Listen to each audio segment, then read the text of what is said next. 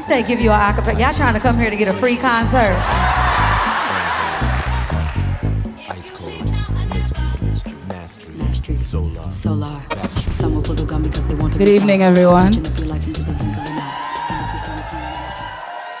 So we're just going to give you a poem. This poem is about lineage, and I would like you to, I guess, visualize the women in your lives.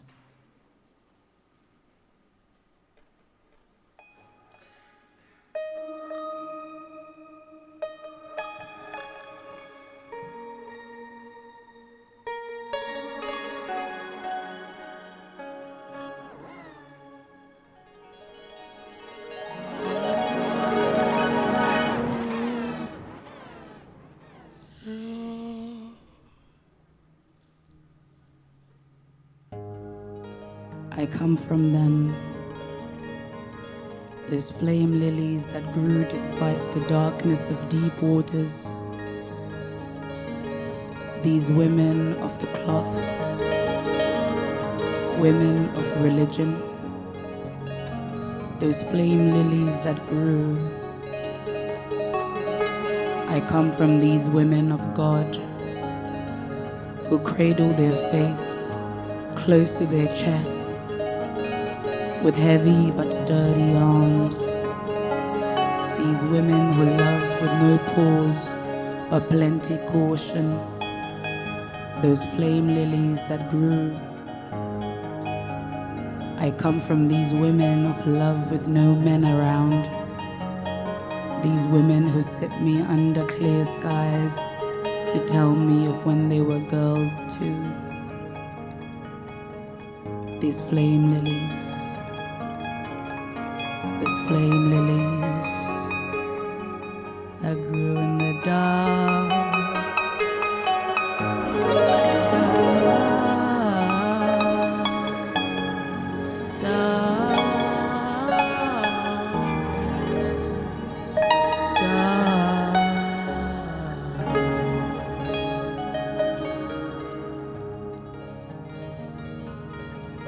I come from these women who never cry to save face, women of no affection. I come from these women of prayer, stifled years, these women of bruised knees, the flame lilies that grew. I come from these women, these Madonnas, these whores of light and dark, these saints, these sinners of light and dark, the flame lilies that grew despite the darkness of deep waters, the flame lilies that grew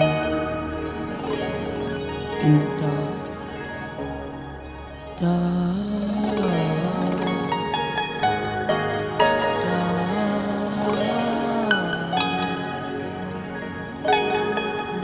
Come from these Mashona, Mandebele, Mazulu, Manyanja, Maxhosa, Mavenda, Varozwi, Makaranga, Mapedi.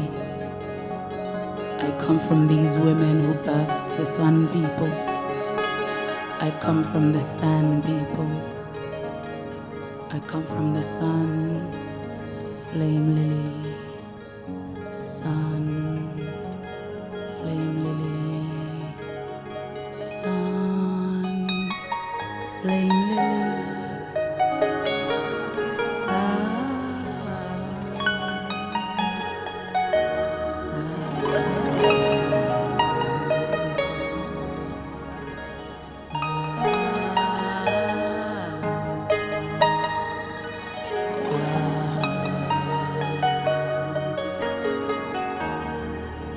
I come from the sun.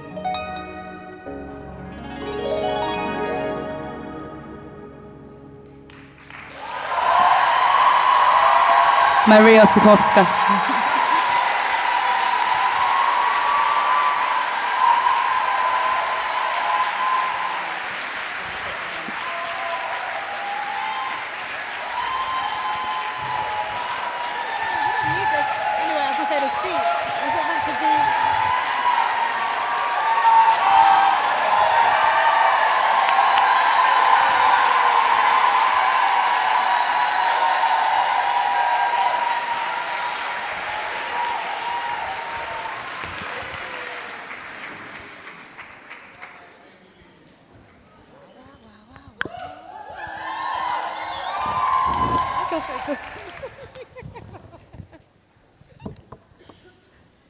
Is this on? Hey.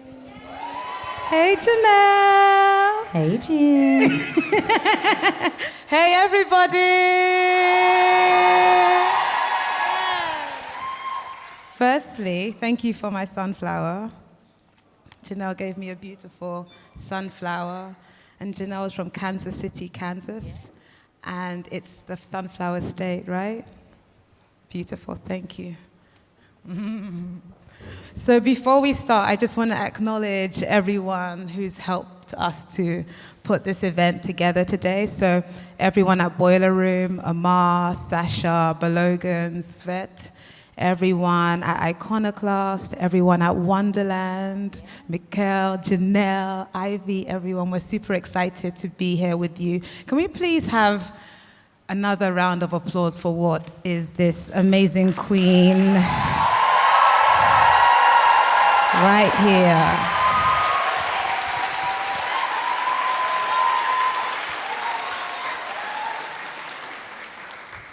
Just thank you for being you. Thank you for, by being you, allowing others to be themselves. Thank you for being so steadfast in your art and being so unrelenting and being so focused and being so fucking free. Thank you. So I want to start by saying that. Well, one, I just want to say hi, everybody. I'm a little, my voice is lower today because we were at the Roundhouse for the last 2 nights performing. So if some of you in the audience came, thank you for coming out. It's been just an incredible last few days here in London. And I'm so honored to be in your presence. We go back to when I first kind of started. Yeah. She was one of the first people to interview me at Howard University. So this feels beautiful, you know, full circle almost. It does. Being in your presence, you've gone on to do some remarkable work. She's one of my favorite directors. And I'm super proud of you. I'm happy to, you know, be a Black woman creating art at the same time that you're creating art. So it is my pleasure.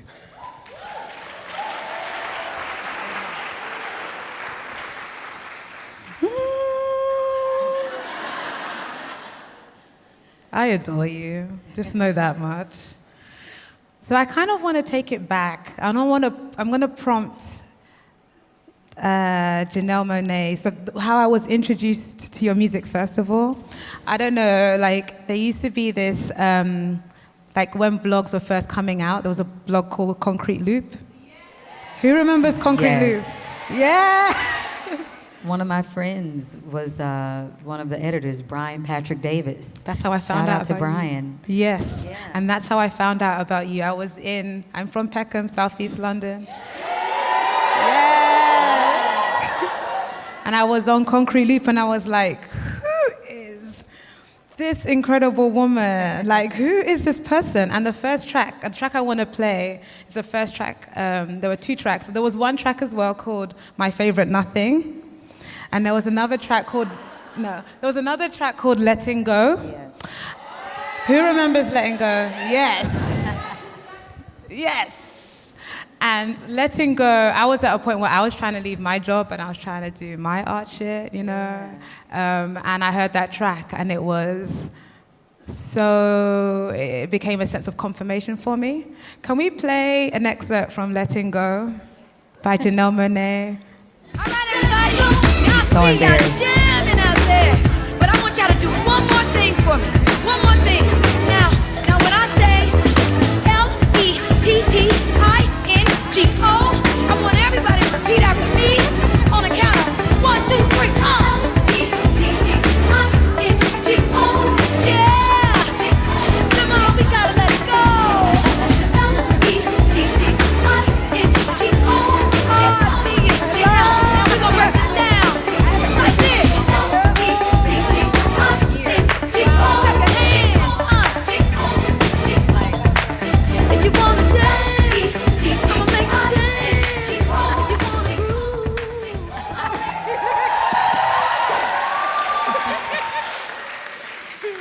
have not heard this. I haven't heard the recorded version in so long. Really? It brings back so many memories. Yeah. Where were that you?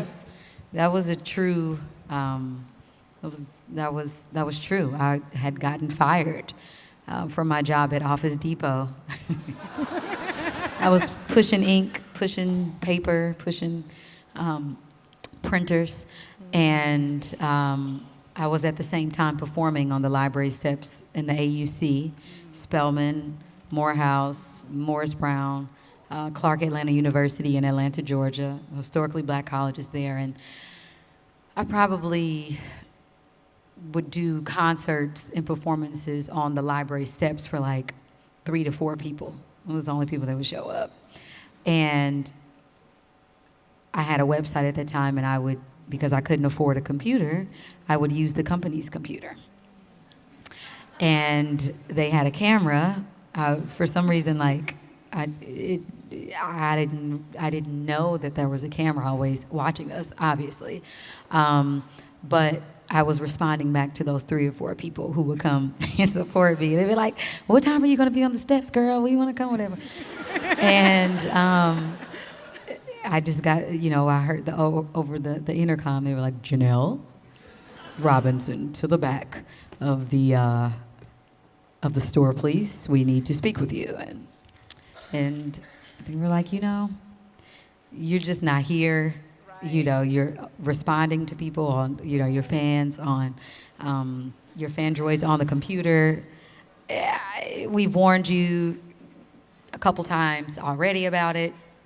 We're just gonna have to let you go. We know this is not what you want to do." So what we ended up doing was parting ways, and it was actually one of the best things that happened to me, because there's something about when you have like a 9 to 5, that you're working just because you're trying to make ends meet. It starts to make excuses for your real passion. Yes. And your purpose. You're like, "Well, I have to work. I can't do this. I can't be in the studio because I'm tired, or I have to get up early. I can't, write songs or work on my own craft." And so it ended up pushing me to further my career. I don't think if I hadn't been fired, I don't know if I would be where I am today. Wow. Yeah. Wow.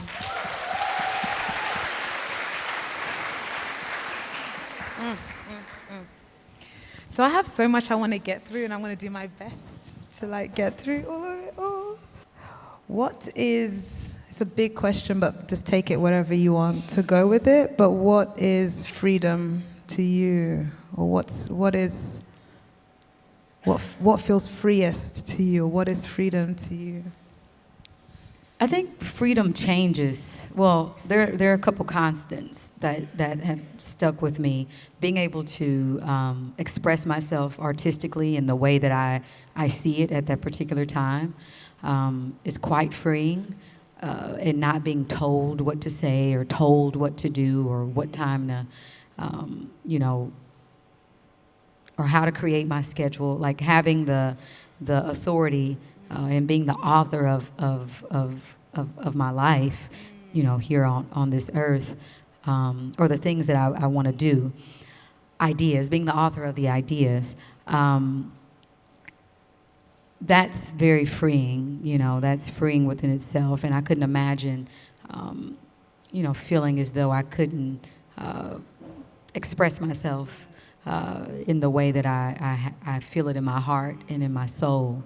So that's freedom. I mean, back then being free was, making money. When I was working at Office Depot, that created opportunities for me to take my friends or families out to eat. So there was freedom in that, like the little things, being able to buy you a sweater from the thrift store, But I think most importantly, these days,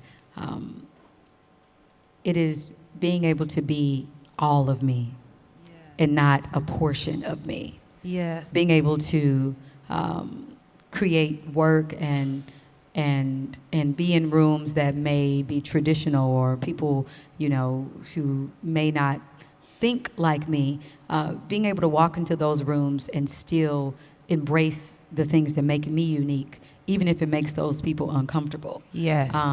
That's quite freeing.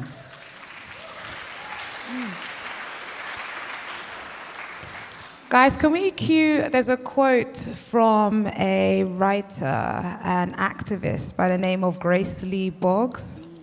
Can we cue it up? I'm just going to read this because I really think it's really powerful.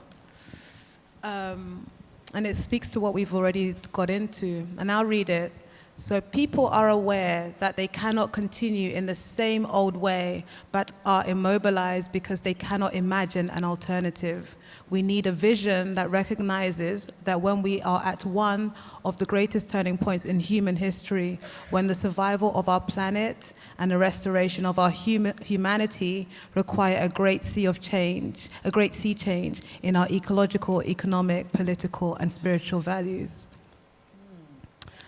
And I think for me, like this quote, what it really, for me, opens up is the idea of the imagination and the idea of, or the concept of the imagination, the ability to imagine forward as being free, and as getting us more closer towards freedom.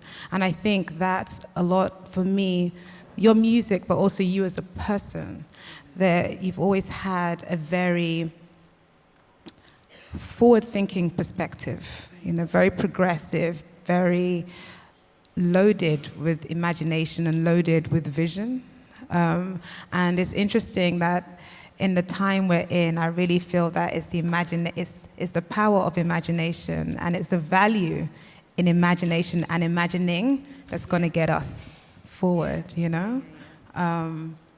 So yeah, I just wanted to share that. Yeah. I've never heard that, Yeah. seen that quote. I'll send it to Beautiful, you. yeah. Yeah, I mean, I think that there was, something that I started on early in my career, we would say at Wonderland, the arts collective that I've co-founded. Imagination inspires nations. Yes. And I think that, having vision is important, having ideas that you can, birth into the future that can hopefully rewrite history, to allow us to make some different decisions about our future, and doing that with other people, cultivating ideas and imagining a world that works for all of us and not just some of us, is important too. And I think you're spot on. I mean, I think imagination is underrated. People look at it as like this Willy Wonka idea, but I think that, if we're not pushing ourselves to imagine a greater future or imagine new ideas and new perspectives and ways to see the world, then the innovation is lost. Yes. And then we're not evolving. We're just here. Yes. Yes. And then there's a quote I have of mine on freedom as well, if you can put that one up. And it really speaks to the idea of us not being where we want to be yet. So I kind of always say to my friends, of course, none of us experience true freedom in a continuum. It will forever be our pursuit. If we did, we'd never come back. We're all still searching, you know? Yeah. I mean, I'm definitely still searching. You were saying all this stuff. I'm like, I don't got my shit together like that. Right. I really don't. Honestly, I mean, I'm still, figuring some things out. Some things I'm rooted in, and I'm like, this is what I want to say. This is the direction that I want to go. This is what I feel is important right now. This is how I want to add value to the conversation by, making these sorts of steps. But I mean, I'm still evolving. I'm still growing. It's still trial and error. Yeah. It's still, just trying some shit out. Real. Some of it, half of it is made up. Half of it is not. Yeah. It's interesting. It kind of also reminds me of how much a lot of this is to do around, and it's kind of like to everyone as well who is trying to get to a freer space. It's how much of this is a conscious decision, you know? Right. It's something that, like I always talk about, like I talk about freedom a lot, and it's because I meditate on it a lot, you know? And it's something I think, and I'm always trying to explain to people, like if we take our thought space more into a space that's one of imagination and one that's thinking more so towards freedom. And because I always say, like, I've never been in the presence of a racist and explained the way I felt, and then by the end of that conversation the person changed their mind, you know? And I feel like sometimes we spend too much time and energy and effort in trying to make people believe us, you know, or trying to be accepted, you know? And I think if we spend more of our time and our energy towards working on ourselves, you know, and on our freedom and on imagining what we want to be and the type of society we want to live in, I think we'd get there quicker and faster, you know? So it's just something that I thought of too. Yeah. That's cool.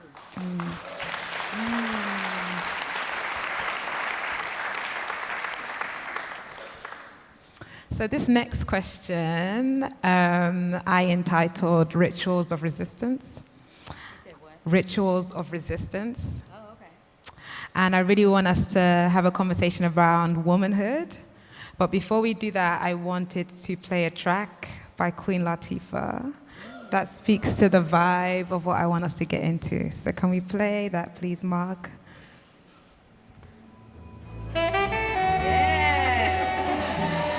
Yes, for the queen.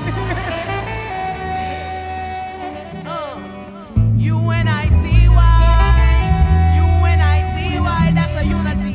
UNITY. Love a black man from infinity to infinity. Who you calling a bitch? UNITY. You gotta let them know. UNITY. Come on, here we go. UNITY. You gotta let them know. You ain't a bitch, you're a hoe. Here we go. UNITY. You gotta let them know. UNITY. Come on, here we go. UNITY. You gotta let them know. You ain't a bitch, you're a hoe. Instinct leads me to another flow. Every time I hear a brother call a girl a bitch or a hoe, trying to make it. Yes! Hey! Exceptions to this rule. I don't be getting mad when we playing this cool, but don't you be calling me out my name. I bring rep to those who disrespect me like a dame. That's why I'm talking. One day I was walking down a block. Yeah. Shout out to Queen Latifah. UNITY.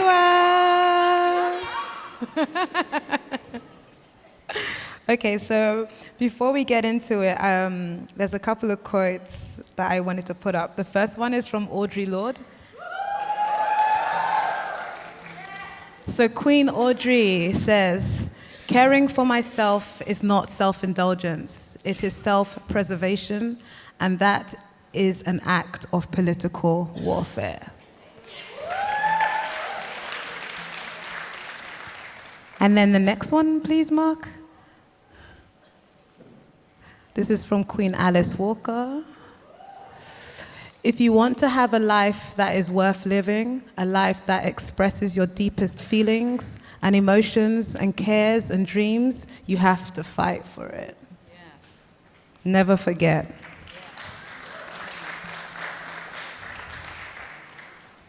So what, in that, I guess from that, like, what keeps you... I put in my notes, I said, like, what keeps you sane in this mad world? Like, how do you take time for self? Like, do you deal with issues of feeling guilty for spending time on yourself? Like, what's, like, your ritual of resistance? Do I seem sane to you? I have a lot of people that would beg to differ, including me. No, I think everything is about balance. I wrote a song called Tightrope. And that song, thank you. That song specifically was written, you know, to remind me the importance of balance. And whether you're high or low, you got to tip on the tightrope. Whether you're rich or poor, you got to tip on the tightrope. It doesn't matter where you are from, the color of your skin, what class you come from. Life is about balance. And I just, when I feel imbalanced, I'll just tell my team, like, I need to take a break, you know, or if I look at my schedule and I'm like, okay, this is a fake schedule because there's no way this is going to happen. I will revise this and I will send you the real schedule, you know? So you have to do those things. Yes. You know, you do have to protect yourself and understanding how you work at your best level. Like I know that quarterly I need to at least have a week off just to myself.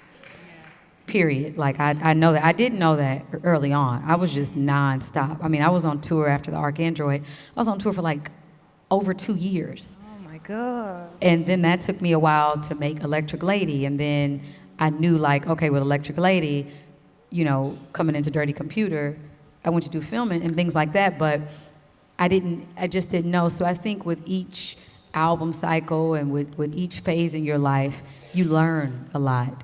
And you kind of do a retrospective and you say, okay, that worked, that doesn't work for me anymore. So team, let's talk, let's figure out how we you know, implement a schedule that allows me to be, you know, my most mentally healthy, physically healthy, spiritually healthy.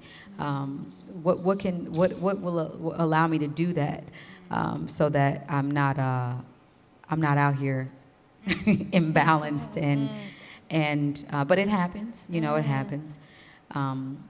But yes, I just think it's about understanding what works for you and not being afraid to ask for the things that you need. I agree. And I think, like, mostly, like, particularly for women, and in particularly for Black women, you know, like, we're so used to just doing, you know, and keeping the engine going. And we don't know, and it's a question, if I'm keeping it, maybe speak for myself, but it's a question of, like, keeping it going to keep everything safe, you know, like, together, you know? And it's, even for me, like, it's a form of unlearning, you know, because I'm just so used to. Yeah, I mean, it is also, you know, this anxiety that us as Black women, and I'll you know, speak for myself, of feeling like you don't know if you'll get these opportunities again, you know, or we don't get these opportunities, so we need to make the most of them. I don't get to fuck up, you know. I don't have you know, I'm not in the most privileged stage to where if I fuck up, I will be looked at as like, oh, she was just young, wild and free, just a kid, you know, just give her a slap on the wrist. I mean, we can look, you know, at so many things that have happened historically as it pertains to us, of us not being able to do everything, to be, you know, quite frank, that white folks can do and get away with. Like, we just don't, and I think it's just in us to feel like we have to be perfect in all situations because we don't know if it's going to be the last time we get the opportunity, if we're going to be invited back. It's like all of that you're trying to balance. And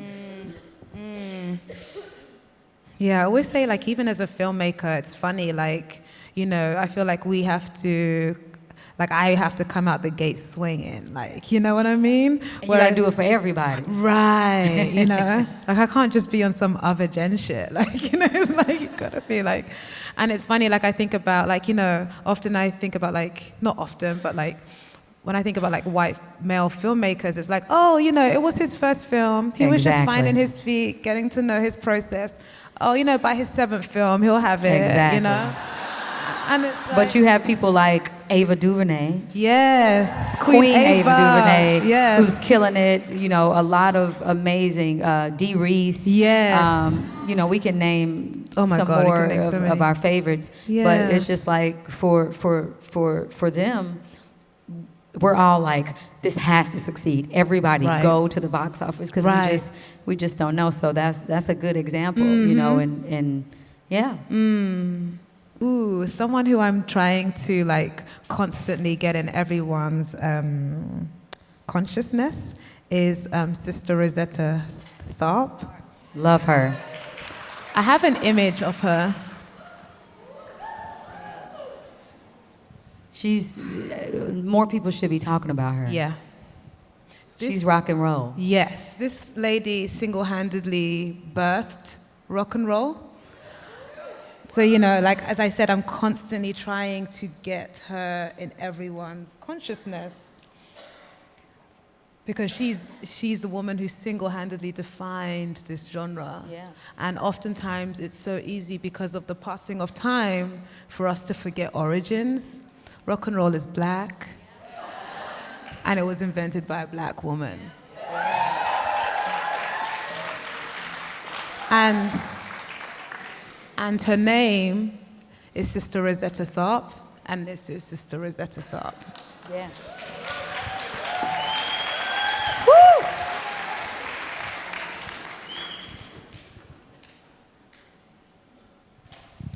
So this next section I've entitled it Glitching the Program. Dirty Computer. So to you, and everyone who's just watched Dirty Computer before we got in, right?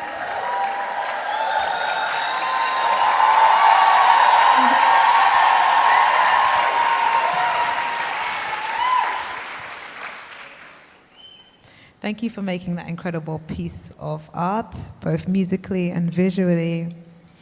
In your words, what is a dirty computer to you? Well, dirty computer is a concept, and it really had to do with what it means to be marginalized, what it means to be outcast in society because of your characteristics that are called bugs and viruses by the status quo, abusers of power. And they say, you know, the things that you feel like add value to society because of and add, you know, a contribution to society. You're told those things are bugs, viruses, and you need to be cleansed. You need to be deprogrammed, reprogrammed. And dirty computers look at those bugs and those viruses as attributes.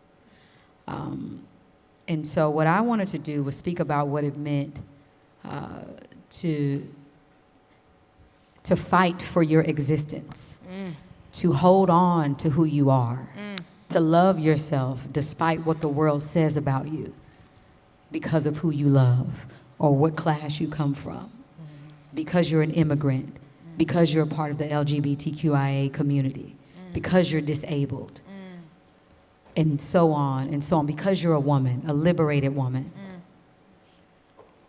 so on and so on. I can go on and on and on. But what I wanted to do was create community with Dirty Computer that allowed us to have a space, myself included, that did not force us to ever feel like we needed to rid ourselves of these bugs or these viruses. We're fine the way that we are. And it's about creating that community in London, in the States. Yes.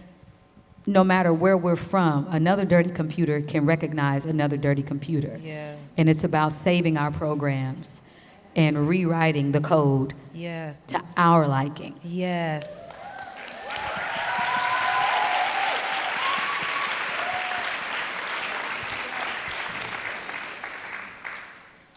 And if I even may add to that, I think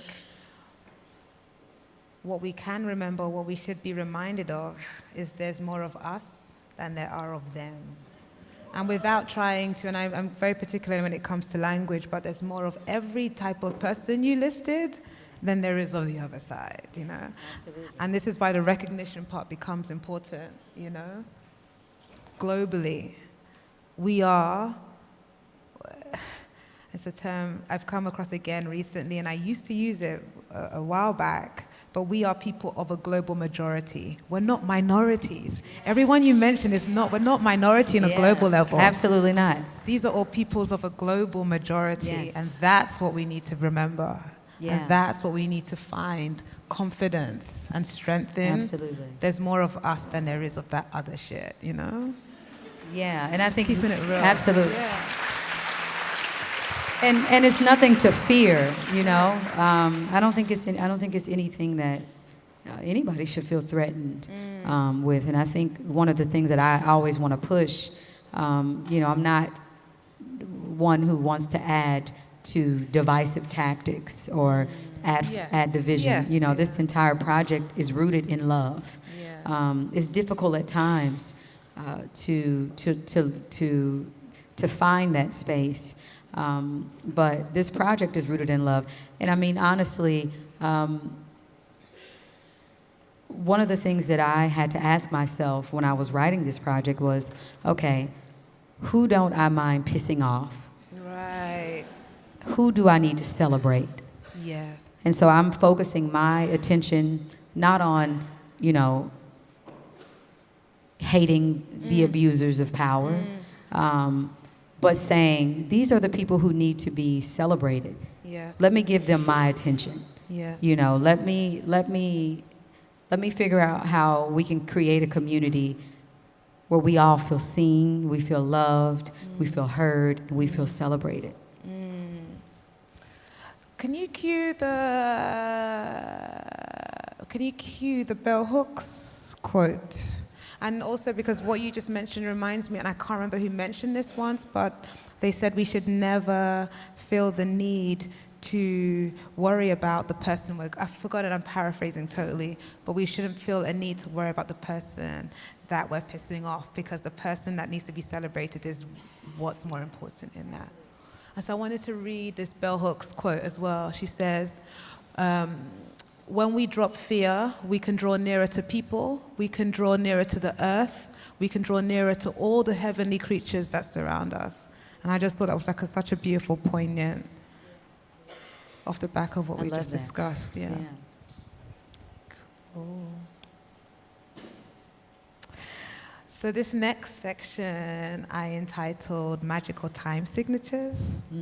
And it's kind of like I want to have, bear with me, like an abstract conversation on the Western notational system. What's what? On the Western notational system. So the idea of like falling within a binary and how there's certain people who jack that system and fall in between the notes rather than sitting on the notes. And someone who's dear to my heart, and I know was personally dear to you, Prince.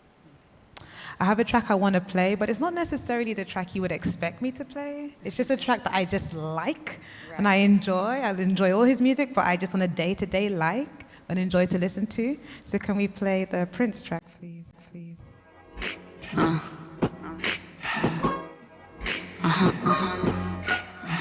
Put your hands together. You know, like this.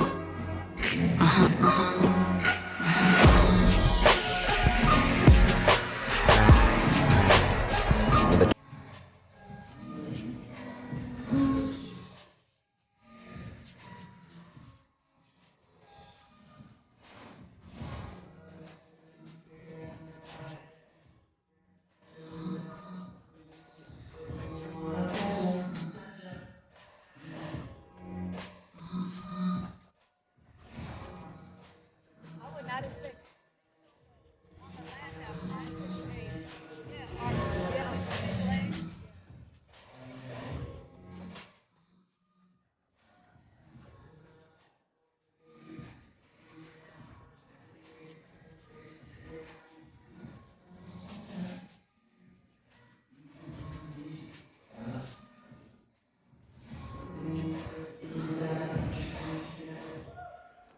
Give it up for Prince. Wow.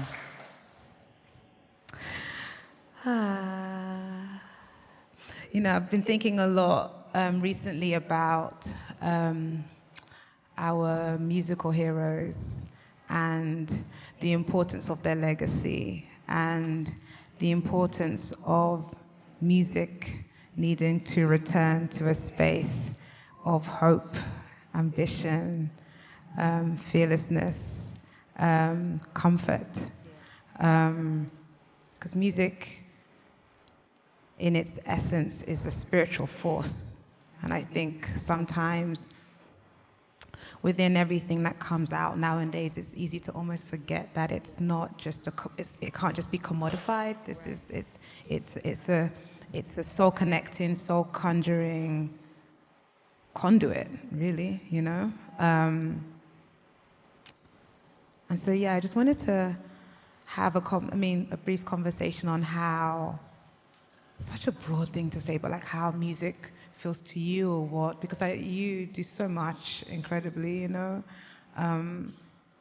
But like with music, like what role, because I guess things change, you know, but what role for you musically, or what do you want your music to do for people like now, or maybe not even for people, let me step back, or like what is music for you now? Well, one, I see music as a magical power that has the ability to change hearts, change minds. And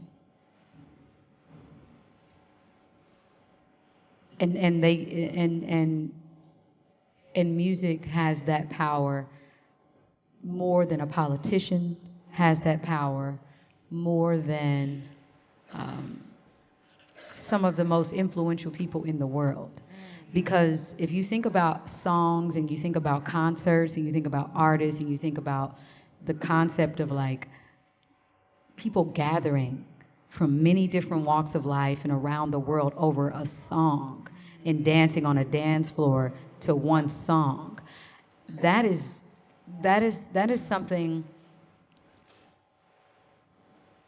that I don't know what the power of doing that, and it not being about anything else other than that song, that moment that they're sharing together. And so I've always seen music as a uniting force. No matter what God you serve or what political party you're in, like music just has that power to bring the biggest of enemies together on a dance floor, and they just forget about everything. I've seen it happen. And so that's why it's like, depending on what kind of music people are making, it also has the ability to make you want to have sex. Yes. It can make you want to kill somebody. Yes. It can make, like, it's strong, it's Powerful. deep. It's like it connects to our psyche on another level. And so, you know, for me, I don't take music for granted, or the gift to be able to create music for granted, because it is a very high, in my opinion, it's a high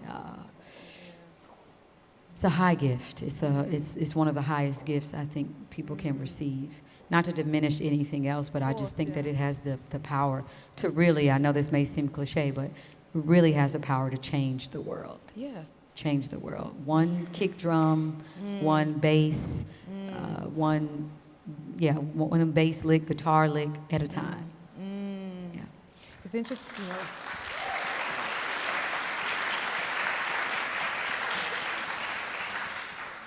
it's so interesting because I'm a filmmaker, but music is my first love, you know? And so oftentimes when I'm thinking... Wait, so you were gonna have you were in a band? No. You were rapping? What were you doing? None of that. But I've just always been like obsessed. Just as a listener, as an observer, it's just really hit me. And like, so in my films, like music takes up an equal amount of space as vision does. And so oftentimes I'm thinking about, in an abstract way, I'm framing my work through music almost, in a sense, like I'll listen to like an Earth, Wind and Fire bridge, and I'm like, I want this scene to feel like that bridge, you know? So it's a really kind of like opening it up on that level. And there's an incredible artist who I adore, and is a friend too, by the name of Arthur Jaffa. Yes, we know him. He's incredible. Amazingly talented. He's incredible, and he has a quote that he always says. It's like his mantra. He says, and it's why it's incredible. Like as filmmakers, it's not this one, but I'm going to say it, and then we can go on to this one. But keep this one up. Keep it up. He says, "I want to make black cinema with the power, beauty, and alienation of black music, because that's the one space where we have realized ourselves." Love that. And I love it so much, you know? And, you know, to kind of like tip off of that, I think this quote from him is incredible too. He says, "How can we interrogate the medium film to find a way black movement in itself could carry, for example, the weight of sheer tonality in black song? How can we make black music or black images vibrate in accordance with certain frequential values that exist in black music? How can we analyze the tone, not the sequence of notes that Coltrane hit, but the tone itself, and synchronize black visual movement with that?"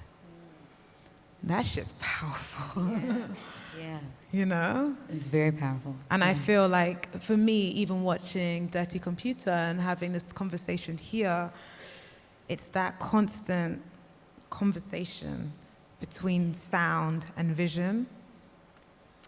And also thinking about Dirty Computer, the second quote I want to pull up is a quote by the godfather of African cinema, Mambeti. Yes, we know Mambeti? Yes. So Mambeti says, "One has to choose between engaging in stylistic research or the mere recording of facts. I feel that a filmmaker must go beyond the recording of facts. Moreover, I believe that Africans in particular must reinvent cinema. It will be a difficult task because our viewing audience is used to a very specific film language, but a choice has to be made. Either one is very popular and one talks to people in a simple and plain manner, or else one searches for an African film language that would exclude chattering and focus more on how to make use of visuals and sounds."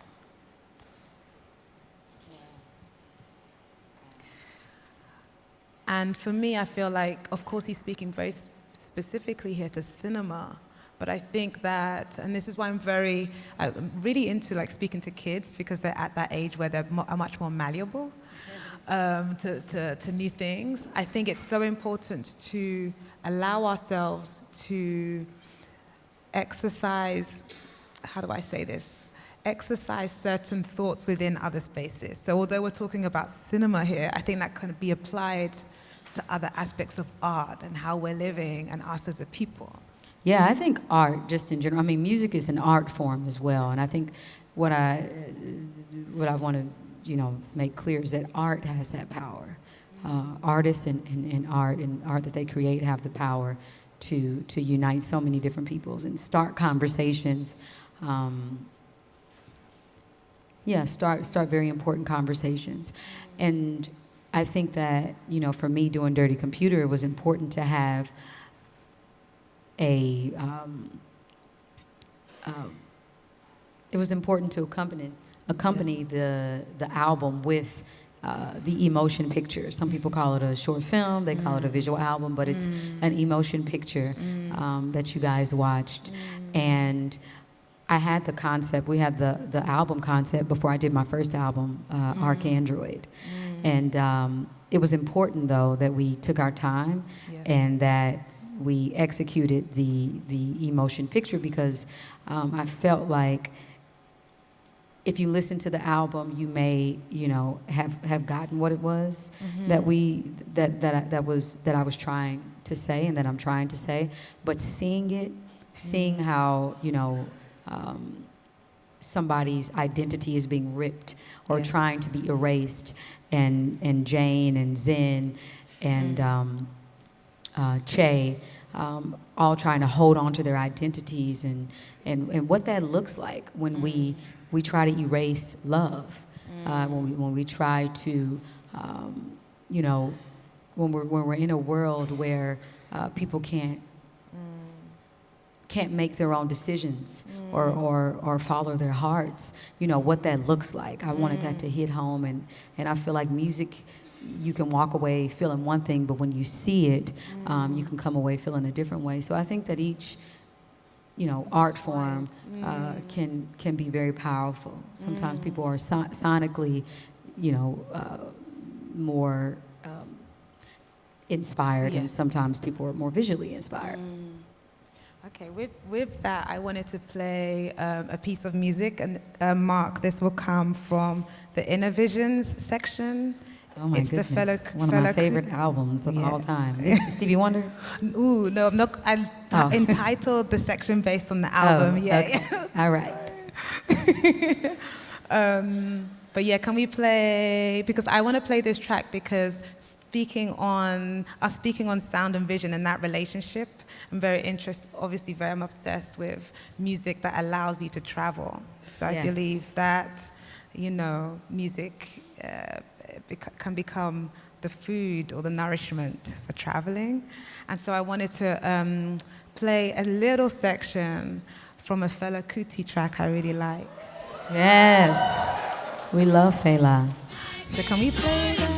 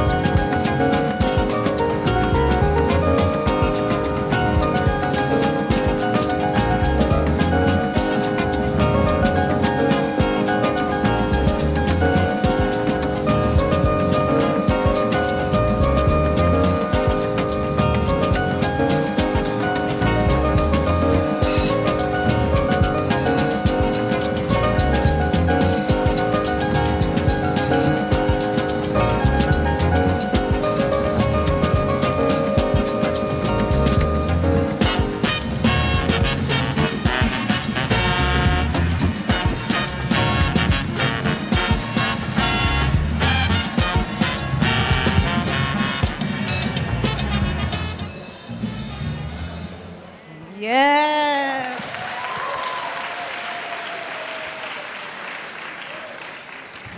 I love Fela so much. Yeah. Our own, as they say in Nigeria, the black president. The two-fifth. Yeah. That's Fela. He was a very complicated man. Yes. Yes. Multi-layered. And so what I'm really excited about this night is opening up a season called AFROFREQUENCY that I made in collaboration with 4-3 Boiler Room. Is this the first one? This is the first Yes, one. Yes, come on, y'all. Y'all at the first, the inaugural. Thank you. I'm so honored to have you. So honored. And the reason why I called it AFROFREQUENCY is because I wanted it to be in conversation with Afrofuturism. And Afrofuturism has taken on, or has kind of more so been introduced to the mainstream consciousness now more than ever. And I really wanted AFROFREQUENCY to return to the source, which I kind of, you know, see as the expression and the frequency. And when I first was introduced to your music, and you very much had Cindy Mayweather. She was present. She's still there. Do you want to talk about Cindy? Yes. We can talk about Cindy. Yeah. Cindy is a real thing. Android, Alpha Platinum 9000. Yes. Constantly helping guide me, helped me work on this album actually. She was very instrumental and just helping me feel like over the years. She helped me stretch my imagination. You know, being a black woman from the States in the music industry, there are not a lot of us talking about science fiction in our music. Yes. And I was very inspired by David Bowie and Prince. and Stevie Wonder and Pink Floyd, and you know, I studied acting and musical theater, and I'm an artsy kid. That's just been my background since I've been little in Kansas City, Kansas, and I didn't ever want to feel like I should hide that. But sometimes when you were, trying, or when you're in an industry where everything is about money, or how can we quickly articulate to people that this is worth you buying? How can we package up your complexity and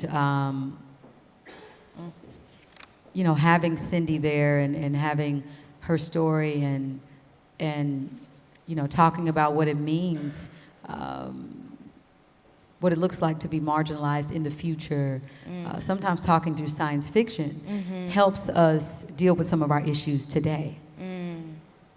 I love science fiction because of that. It's like all of a sudden you set something in the near future in the future that's happening today, and then we're all like, oh wow, this is actually going on right now, And I think through science fiction and through talking about the future, through Afrofuturism, which I absolutely see myself a part of, because it allows Black people, us, to talk about where we see ourselves or how we're looked at. You think about Black Panther. That's Afrofuturism at its finest. And look what it did in the box office. And we were portrayed, as kings and queens and amazing STEM researchers. It's just incredible to have just an outlet that can help you articulate some of your thoughts and to have a reference for it and have a community for it. So I think that there is a community where Cindy Mayweather has other folks out there. And she's definitely helped Janelle Monáe be more comfortable with herself.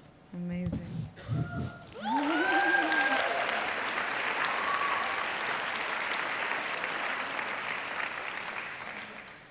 I think what's really incredible about all you just mentioned is that it kind of opens up or expresses all these kind of like spaces, Cindy, Afrofuturism, science fiction. It allows us to see beyond, and it allows things to feel infinite. And then We survive. Exactly. You survive and you thrive. We survive and we thrive. And we create new shit. We have to. We have to continue to remain hopeful. Yes. We have to imagine those things. Yes. Yeah, we really do. And with that, I wanted to put up a quote here. It's from a book by Margot Natalie Crawford, and she's in the book is called The Black Arts Movement, Beyond Blackness, the Black Arts Movement and the 21st Century. And I want to put up this quote because it really speaks to the idea of imagining beyond. So can we show that? It's under section 9. It's a long one, but I'll read it. You better have your quotes today. I know. I've been taking all this knowledge. I know. I love it. know. So speaking of Fanon, okay. What I'll say here is like most radical Black aesthetic movements are always anticipating the next step beyond Blackness and actually shaping whatever Blackness is around the impulse to imagine the unimaginable. When the Black Arts Movement mobilized the word Black in the most radical manner, it was a way of naming the unknown dimensions of freedom and self-determination. In the most radical BAM usages, the word Black always gestures to a profound overturning of the identity category Negro and a desire to re-enchant Black humanity as much more than an identity category. Black signaled excess. I'll say that again. Black signaled excess, the power of the unthought, that which José Munoz in Closing Utopia describes as the not yet here. So I just wanted us to kind of like I have to take that home with me I'll get, yeah, I'll get. and let that marinate. And I know you're gonna get on me now because I do have I have another quote. Listen, But this one is- I love learning. I- You're not gonna stop me from learning. And it's a big piggyback of what we've mentioned. This one is from Sun Ra. Yeah. And speaking on music, so Sun Ra says, natural black music projects the myth of blackness, and he who is not black in spirit will never know that these words are true and valid forever. So what he was saying is, by becoming black in spirit, one enters the bottomless pit of consciousness, a doorway that leads to advanced laws and rhythms that span the universe. For Sun Ra, therefore, all of life has a foundation in blackness, although this blackness in spirit is often rejected and repressed. Becoming black in spirit is what accounts of inner vision, intuition, creative genius, and spiritual illumination.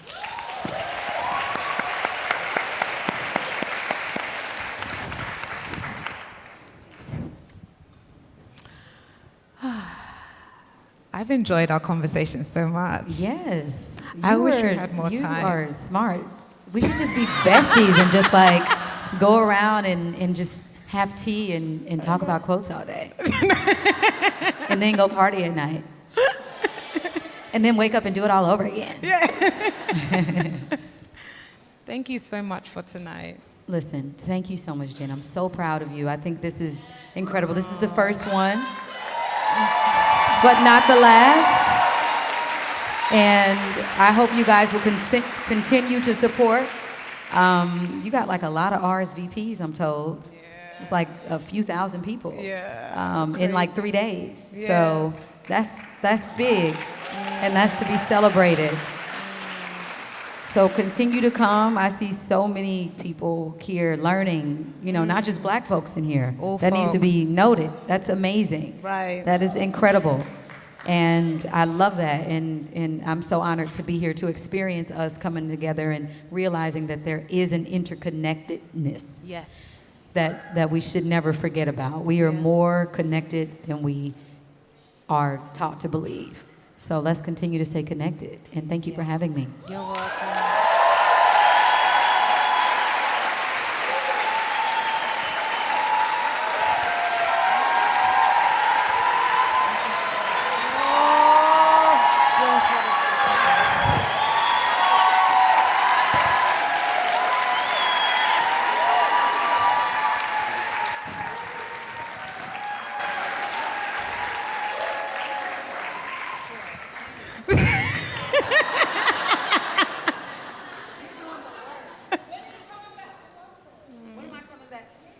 When am I coming back to London? Actually, I will be back next year. I'm doing another round of touring. So, yes, I will be back.